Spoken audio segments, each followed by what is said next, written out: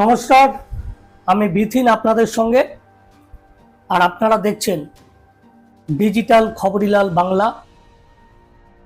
সাধারণত সিবিআই বা ইডির মতো কেন্দ্রীয় সংস্থা কোনো রাজনৈতিক দলের নেতা নেত্রীকে ডাকলে সেই দলে উৎকণ্ঠা তৈরি হয়। এটাই আমরা দেখে আসছি এই রাজ্যে বিগত ৩-৪ বছর ধরে। সাধারণত যাদের মনে চুরি, কর্মে চুরি, তারা তো ভয় পাবেই। ফোন ফেলে দেবে পুকুরে, পাঁচিল টপকে পালানোর চেষ্টা করবে, অথবা এসএসকেএম হাসপাতালের উডবান ওয়ার্ডে অসুস্থ বলে ভর্তি হয়ে যাবে। এই দৃশ্যই দেখে এসেছি আমরা এই বিগত কয়েক বছর ধরে। কিন্তু এই প্রথমবার দেখলাম আরজিকর কাণ্ডে সিপিআইএম এর যুবনেত্রী মীনাক্ষী মুখোপাধ্যায়কে কেন্দ্রীয় তদন্তকারী সংস্থা সিবিআই ডেকে জিজ্ঞাসাবাদ করায় খুশি সিপিআইএম নেতৃত্ব। বৃহস্পতিবার সিবিআই এর তলবে সিজিও কমপ্লেক্সে গিয়ে হাজিরা দেন মীনাক্ষী। টানা 2 ঘন্টা জিজ্ঞাসাবাদ করা হয় তাকে। আবার একই দিনে অডিও মামলায় জামিন পান যুব সংগঠনের মীনাক্ষীরই সতীর্থ কলতান দাশগুপ্ত। যুগপৎ একই দিনে দুটি ঘটনায় স্বস্তি হয়েছে সিপিআইএম এ। সিপিআইএম নেতৃত্ব গোড়া থেকেই দাবি করে আসছিলেন মীনাক্ষীর নেতৃত্বে গত 9 আগস্ট রাতে আরজিকর হাসপাতালে নির্যাতিতার শববাহী গাড়ি রুখে দিয়েছিলেন সিপিএম এর যুব ছাত্র নেতৃত্ব। সেই সময় মীনাক্ষীরা ওই শববাহী গাড়ি আটকে বিক্ষোভ না দেখালে মিডিয়া পৌঁছাতো না। আর আজ গোটা রাজ্য, সমগ্র পৃথিবীর মানুষ এই জঘন্য মর্মান্তিক ঘটনা সম্পর্কে জানতেও পারতেন না। নির্যাতিতা তরুণী চিকিৎসকের পরিবারও সংবাদ মাধ্যমের সামনে একথাই স্বীকার করেছে। কিন্তু সিপিএম নেতৃত্বের একটা আক্ষেপ ছিল, সেই সময় সিপিএম এর তরুণ বাহিনীর এই চেষ্টা সেভাবে সাধারণ মানুষের কাছে পৌঁছায়নি। ঘটনা সম্পর্কে হয়তো সারা দেশের মানুষ, সারা বিশ্বের মানুষ জেনে গিয়েছে, কিন্তু মীনাক্ষীদের সেই সময় যে অবদান ছিল সেইটা সাধারণ মানুষ জানতে পারেনি। এখন মীনাক্ষীকে সিবিআই তলব করায় সাধারণ মানুষ কিছুটা হলেও তাদের সেই দিনের লড়াই সম্পর্কে জানতে পেরেছে। কেন দ্রুততার সঙ্গে নির্যাতিতার দেহ হাসপাতাল থেকে নিয়ে গিয়ে পানিহাটির শ্মশানঘাটে দাহ করা হয়েছিল, সেই বিষয়টি সিবিআই এর আতশ কাচের নিচে এই মুহূর্তে। সেদিন যদি মীনাক্ষীরা সম্পূর্ণভাবে শববাহী গাড়িকে আটকে দিতে সম্পূর্ণভাবে সমর্থ হতো, তাহলে হয়তো দ্বিতীয়বার ময়না তদন্তের সুযোগ পেত নির্যাতিতার পরিবার। 9 আগস্ট সেটাই করতে চেয়েছিলেন মীনাক্ষী, কলতান সহ সিপিআইএম এর এই তরুণ বাহিনীরা। প্রয়াত প্রাক্তন মুখ্যমন্ত্রী বুদ্ধদেব ভট্টাচার্যের শেষ যাত্রার পরে যখন তার দেহ নীলরতন মেডিকেল কলেজ হাসপাতালে দেহদান করা হচ্ছে, সেই সময়ই আমরা জানতে পারি যে মীনাক্ষীর কাছে একটি ফোন আসে আরজিকর হাসপাতালের এই জঘন্য কাণ্ডের বিষয়ে। জানানো হয় তড়িঘড়ি ময়না তদন্ত কোন রকমে করে তড়িঘড়ি দেহ পুড়িয়ে ফেলার চক্রান্ত করছে কলকাতা পুলিশ। গত 9 আগস্ট এনআরএস হাসপাতাল থেকেই আরজিকরে ছুটে পৌঁছে যান মীনাক্ষীরা। ওই দিন মীনাক্ষীর পাশে অনেকেই ছিলেন, ঠিক যেমন ভাবে ছিলেন এই কলতান দাশগুপ্ত। নির্যাতিতার কাকিমা সংবাদ মাধ্যমের সামনে সকণ্ঠে দাবি করেছেন সেই রাতে মীনাক্ষী ঝাঁপিয়ে পড়ে চেষ্টা করেছিল শববাহী গাড়ি আটকানোর, কিন্তু পুলিশের তৎপরতায় শেষ পর্যন্ত তা সম্ভব হয়নি।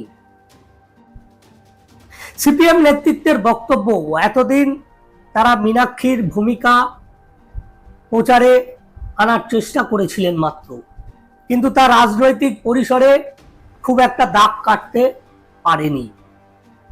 তবে মীনাক্ষীকে কেন্দ্রীয় তদন্তকারী সংস্থা সিবিআই তলব করায় সেই রাতে দলের ছাত্র যুবদের যে ভূমিকা ছিল, এই মুহূর্তে তা জনমানুষে তুলে ধরা গিয়েছে কিছুটা হলেও। অন্যদিকে অডিও মামলায় আপনারা জানেন যে কলতানের গ্রেপ্তারির প্রাথমিকভাবে সিপিএম নেতৃত্ব কিছুটা বিড়ম্বনায় পড়েছিল ঠিকই, কিন্তু পরে একযোগে দলের সকলেই গোটা বিষয়টিকে ষড়যন্ত্র বলে অভিহিত করে তার পাশে দাঁড়িয়েছিলেন। নিম্ন আদালতে আমরা দেখেছিলাম যে কলতানকে 7 দিনের পুলিশি হেফাজতের নির্দেশ দেওয়া হয়েছিল। সেই মেয়াদ শেষের আগেই দেখা গেল কিছুটা ঝুঁকি নিয়ে বিকাশ রঞ্জন বাবুরা তারা কলকাতা হাইকোর্টে কলতানের জামিনের আবেদন জানায় এবং সেখানে ভৎসনার মুখে পড়ে, রীতিমতো ভৎসনার মুখে পড়ে এই রাজ্য সরকার। বুধবার এবং বৃহস্পতিবার 2 দফায় বিচারপতি রাজশ্রী ভরদ্বাজের এজলাসে ভৎসনার মুখে পড়ে রাজ্য সরকার এবং সিপিআইএম সাংসদ তথা আইনজীবী বিকাশ রঞ্জন ভট্টাচার্যের সওয়াল জবাবের কাছে নথি স্বীকার করে রাজ্য সরকারের আইনজীবী। বৃহস্পতিবার আদালত কলতানকে শুধু জামিনই দিয়েছে এমনটা নয়, রক্ষা কবচও দিয়েছে।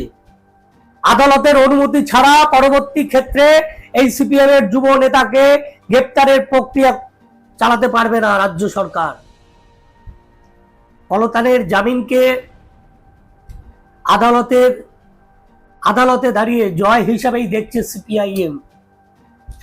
আমরা দেখেছি আরজি কর আন্দোলনে 2 রকমের কৌশল নিয়ে এগোচ্ছে সিপিএম।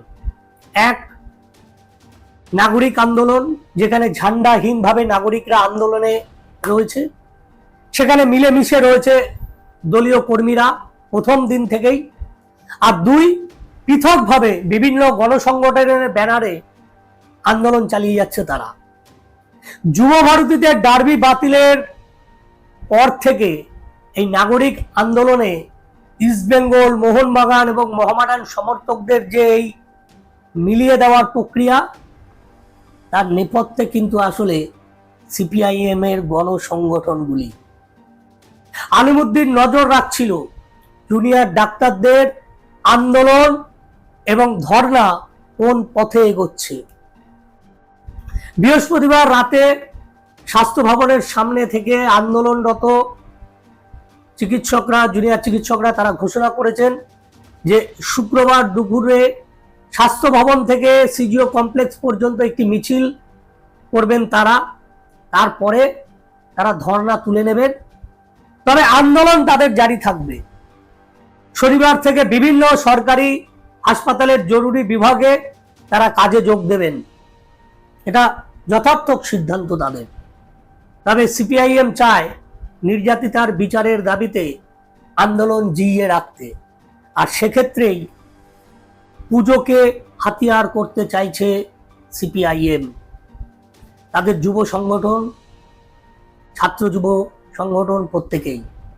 তার আগে মীনাক্ষী এবং কলতান প্রশ্নে তারা খানিকটা স্বস্তি পেলেও বলে মনে করছেন আলিমুদ্দিনের নেতারা। আর সেই কারণেই তাদেরকেই সামনে রেখে আমরা জানি যে বিভিন্ন সময় এই শারদ উৎসবকে সামনে রেখে বহু দশক ধরে সিপিএম ক্ষমতায় আসার আগে থেকে, বামফ্রন্ট ক্ষমতায় আসার আগে থেকেই এই শারদ উৎসবকে তারা রাজনৈতিক হাতিয়ার হিসেবে ব্যবহার করেছে, জনসাধারণের মধ্যে মিলে যাওয়ার জন্য, মিশে যাওয়ার জন্য। আপনারা জানেন যে যে কোনো পুজো প্যান্ডেলের বাইরে বামপন্থী দলগুলির পুস্তক বিক্রি কেন্দ্র, তাদের মার্ক্সীয় সাহিত্য বিক্রির কেন্দ্র তারা করে থাকেন এবং সেখান থেকে একটা জনসংযোগ তারা করে থাকেন। এবার সেইটাকেই আরো বেশি বেশি করে আরজি কর কাণ্ডে নির্যাতিতার প্রতিবাদের দাবিতে এবং তার নির্যাতিতার এই ঘটনার পেছনে যারা যারা রয়েছেন তাদের শাস্তির দাবিতে তারা এই শারদ উৎসবকে তাদের আন্দোলনের জায়গায় নিয়ে যেতে চাইছে বলেই আমরা জানতে পারছি। এখন দেখার, সাময়িক স্বস্তি পাওয়া গিয়েছে, সেই জায়গা থেকে আগামী দিনে সিপিআইএম এবং তার গণসংগঠনগুলো কিভাবে রাজ্য সরকার বা শাসক দলের এই তথাকথিত তাদের যে দাবি ষড়যন্ত্র, সেই ষড়যন্ত্রকে রুখে দিয়ে কিভাবে তারা এই আন্দোলনকে জিইয়ে রাখে, সেদিকে আমাদের নজর থাকবে। আমাদের নজর থাকবে জুনিয়র ডাক্তাররা যেভাবে দাবি করেছেন যে তারা আন্দোলনও চলবে, চিকিৎসা ব্যবস্থাও সচল রাখবেন, এবং তারা শনিবার থেকেই কাজে যোগ দেবেন বিভিন্ন সরকারি হাসপাতালের জরুরি বিভাগে। এবং ইতিমধ্যেই অত্যন্ত সদর্থক ভূমিকা গ্রহণ করেছে জুনিয়র ডাক্তাররা। তারা জানিয়েছে যে তারা এই বন্যা কবলিত এলাকাগুলিতে তারা ক্যাম্প করবে, তারা সেখানে অভয়া ক্লিনিক খুলবে, বিশেষ ক্যাম্প করে তারা সাধারণ মানুষের পাশে দাঁড়াবে। এই সমস্ত বিষয় আপনাদের সামনে সবসময় আমরা তুলে ধরার চেষ্টা করি, আগামী দিনেও করব। ভালো থাকবেন, সুস্থ থাকবেন, সাবধানে থাকবেন। এখনকার মতো বিদায়, নমস্কার।